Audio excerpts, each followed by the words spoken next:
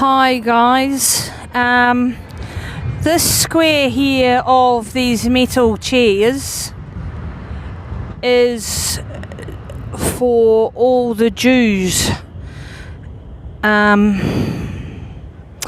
were taken from this square by the Germans during World War II.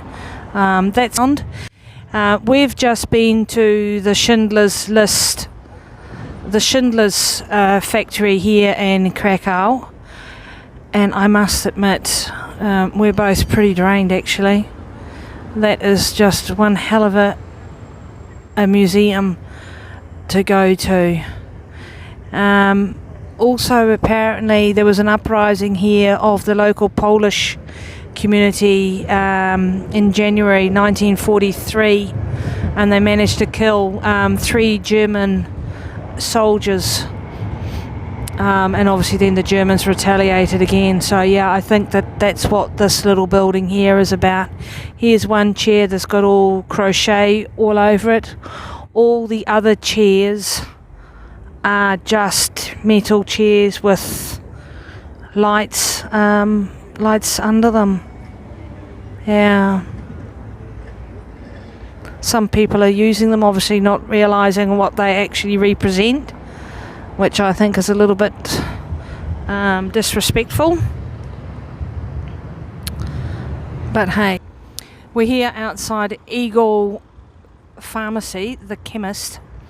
They were the only non-Jewish Polish people to live inside the ghetto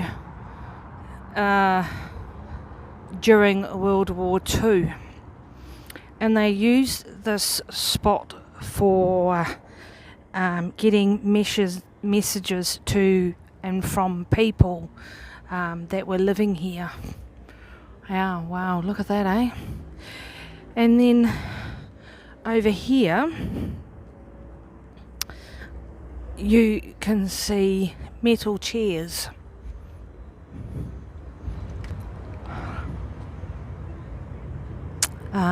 Okay. So here are 70 metal chairs, and we'll walk through them in a moment. Each chair represents 10,000 people. So this memorial was put together in 2005 during the Soviet time. It was simply a car park. And over there in the far distance you'll see a building, but behind it, in front of it, you see a grey building. That apparently was the Nazi guard area. Yeah, unbelievable, isn't it? We'll walk through it in a few minutes.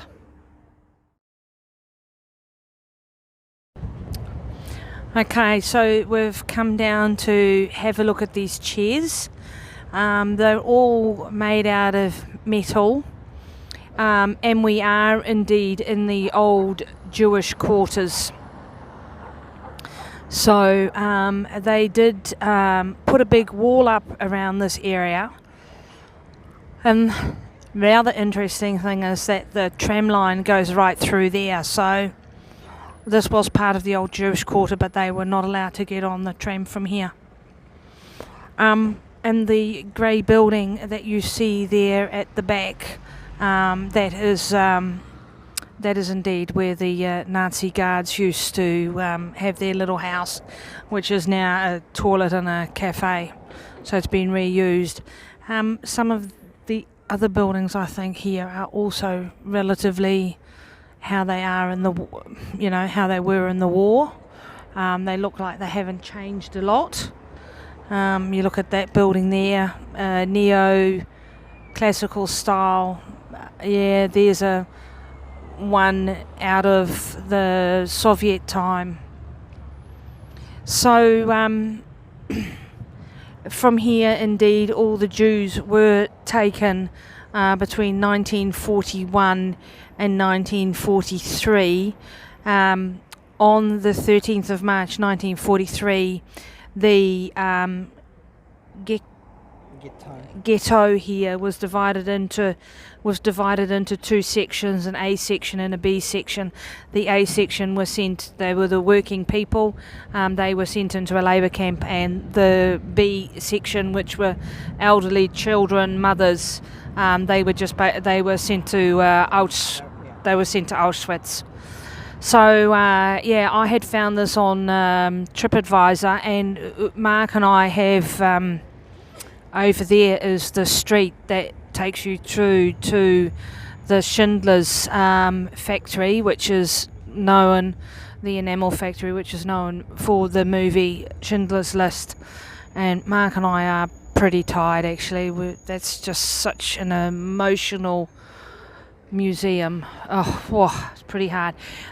We've actually decided not to go to Auschwitz. Mark and I did Dachau 20 years ago, and we're just getting so much history while we're travelling here through the former Eastern Bloc, that we've decided not to go to this. I think that even Mark and I will have nightmares tonight from having gone to this museum today. We went in there at 6:30 on a guided tour for 2 hours, and the information that's thrown at you, and it's just unbelievable. It's really unbelievable. But so there you go. This is called the Gecko Heroes Plaza, is what they have called it now since 2005. And the people just sitting around here using the chairs, which I find is a bit disrespectful. I wouldn't do that, but hey, that's my opinion.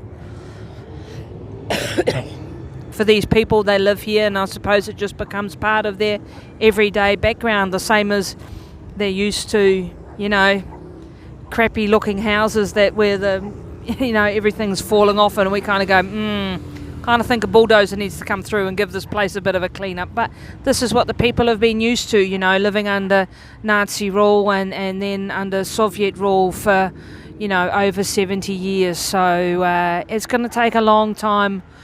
It's going to take a long time for Poland to come right. I think it's going to take another 30 years before this country is really on the same economic model as what we have in the West. It's going to take another 30, 40 years, I think. It's improving, but they've still got a long way to go. There's a house around the corner. I'll take you to that in a minute. And actually, there's bullet holes in that house.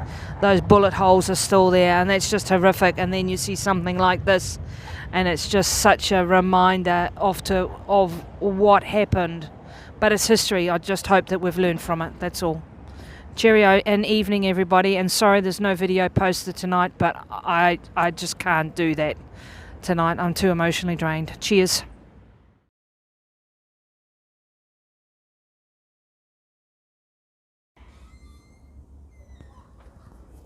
So here's this other house that I was talking about that still has the bullet holes in it.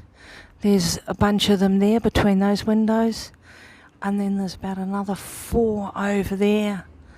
And it's very common to see houses like this along here. Lots of graffiti,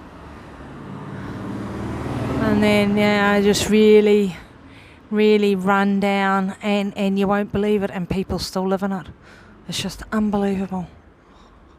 At home this would be a demolition job.